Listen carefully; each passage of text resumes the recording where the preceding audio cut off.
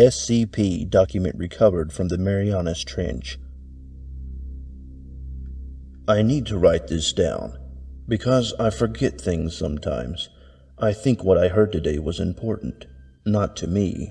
The time for me or almost anyone else alive on Earth today to make a difference has passed. But someone, somewhere, might be able to make something of this, or at least find it helpful, or something. Once I'm done, I'm going to seal it up in a pipe, coat it in wax, and chuck it into the ravine. Maybe someday someone will read this and try to put things together, if they're allowed to. I'd love to start at the beginning, but I'm honestly not sure when the world started to end. Could have been years and years before the final bits, or it could have been all at once. Everything was so grim. What with warmer air, cooler seas, too little gas, and too many people, things could have been unraveling for ages before things bubbled up to the public eye. What I and others remember most was when the Disney magic sank. It was then, I think, that most people started to think that things might be worse than they seemed. The Disney magic was a big cruise ship, one of those liner jobs that tools around islands and stuff. One day, the news was all screaming about how it suddenly just went down when it was trying to put into port. The weird thing about it was how there was no video of it for a long time. Some still pictures of it floating fine, but none of it actually going down. Then, somehow, a tape showed up, and the news started playing it. I have to imagine they didn't review it first. The ship was puffing along, strong and fast, little boats bobbing around it, looking like every vacation lover's dream, when suddenly it stopped. I mean, stopped. Just a dead halt, like it had just slammed into a mountain. You could see people go lurching forward all over the deck. A bunch of junk fall off the sides, a real mess. It's all still for a few seconds, then, suddenly, there's this foaming behind the ship. Most people assumed it was the engine trying to fire up again. Then the arm came up. I'm not sure if it actually was an arm, but it was some kind of limb, and it must have been 100 feet long at least. It reached up along the side of the boat and just ripped it open. I mean, unzipped it like a coat. You could see all the people inside screaming and running. It was awful. Then you saw something lurch up, a big, spiny shape pushing against that gap, shoving in. Then there was an explosion on its back, and the camera whipped up to show a couple of jets whizzing by. Then it ended.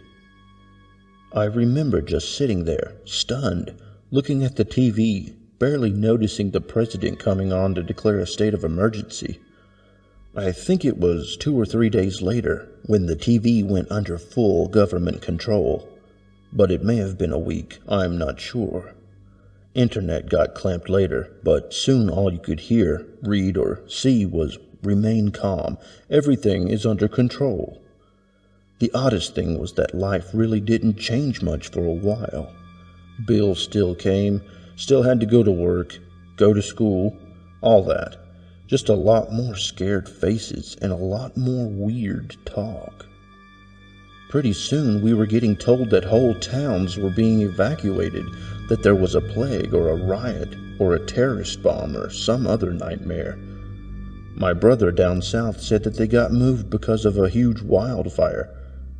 The weird thing was, he said, that the fire moved oddly, seemed to shoot right for gas or brush, and didn't travel evenly. That after a while, he swore he saw what looked like a 20-foot-tall man on fire, walking and eating everything. The call got dropped right after he said that. I haven't talked to him since. So things got worse, little by little. People kept being moved, and there was no real way to communicate with each other anymore that was really reliable. So it was hard to say just how bad things were. Still, Word of mouth was still going strong, and it was creepy, crazy shit. Really, stuff about zombies in the north, killing frenzies in the east, a place near the ocean where the ground was alive and eating people, a cult screaming about the second coming and killing people to buy off God. I started pulling more and more away from people, just to get some ignorant peace of mind. Looking back, that probably saved my life. Finally, one day, I woke up and there was blood on my window. It was outside and I could hear some insane shit going down outside. Screaming, clanking, gunshots, and a smell like burning wires. I hid. I'm not ashamed to admit it. I left my fellow man to rot and hid inside for almost a full week, long after the noise stopped. After the 5th day, the electricity and gas gave out, along with the running water. When I finally got hard up for supplies, I poked my nose out and saw that the whole west side of the world was gone. Now, I don't know for sure if it actually was gone, but there is a cliff that starts 30 feet to the west of my house, and I cannot see the bottom of it. I also can't see the other side of this ravine. So for all intents and purposes, that part of the world is gone for me. The suburb I was in looked like a war zone. Blood and broken stuff everywhere. Houses carved up. No bodies though, which I still think was weird. I scrounged up some food and stuff from some of the houses, then went back home. I've been doing that for a while now. I'm not sure how long really. Might have been years and years, or just a few months. It's hard to say. Sometimes the sun just sticks in one spot for what feels like days. Other times these clouds roll in and you can't see 2 feet. There's things around, too. I run at the first noise, but I think they're about man-sized and they seem to like metal. Other little things scramble around in the rubble sometimes, so I try and keep clear. One time, a thing that looked like a pill bug the size of a cat crawled out, looked at me, and screamed, "Stop!" in perfect English. I hid inside for days. There are also these big blimp things that float around sometimes. They have little bug legs on their undersides, and they look kinda like maggots, but with eyes all over. They eat everything when they land, but most of the time they stay up high. One of these had just passed when I found the hurt guy. He was all ripped up and looked like one of those SWAT team guys you see on TV sometimes, but his combat suit thing was all ripped to hell. I dragged him back home and then we talked. He said that he had been hunting the blimp thing, but had gotten attacked. He wouldn't say by what, but he looked like he was on his last legs. I fed him some canned beans and some water, and he seemed to come around a little, asked me who I was, if I was all right and all that. He seemed kinda shocked when I said he was the first person I'd seen since the west of the world vanished. He told me it wasn't gone, just relocated, but wouldn't say what that meant. I helped him heal up and kept asking who he was, but he wouldn't say. Finally, he said screw it, that his orders were probably no good anymore anyway, and told me. He said he worked for a foundation or something, and that they were like a combination jail and research center. He said that he was one of the agents who went around trying to find stuff and keep it from hurting people. He said he was doing a hell of a job so far, and he laughed pretty hard. He said something had happened, and that a bunch of these things had gotten loose at the same time and caused this foundation place to lose control. He said it became a GH0, dead greenhouse scenario. I asked him what that meant, and he looked at me for a while before going on. He said that's what they call a situation where everybody on Earth dies, but the Earth itself is still okay and can support life.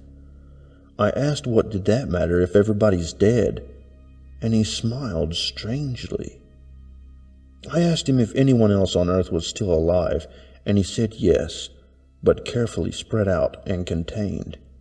After that, I just sort of sat and digested things for a bit, and the man started stretching and checking his cuts. He was starting to pull his boots on when I asked what happens now. He said that they have to reboot things. Said they had the technology to recreate almost anything, and that making people is actually pretty easy. Said that they would clean out and contain things, rebuild the broken cities, and repopulate them. It would take a long time, but he said they would eventually get things back to the way they were before. Even said they could recreate memories and stuff. I just sat kinda stunned and watched him as he just kept going along, getting dressed like this was all no big deal. I told him he was nuts, that there was no way people could just forget, that this could all be just swept away. He stopped, looked at me, smiled, then said, "Why not? It's been done before." I don't know if that man was crazy or not, but I think he was sane. As he was leaving, he said something about putting my house under water. "Please don't let them brush me away. Don't let them hide us. Try and find more. I know there's got to be more people who try to leave something behind. Don't let the world die in vain. Remember us."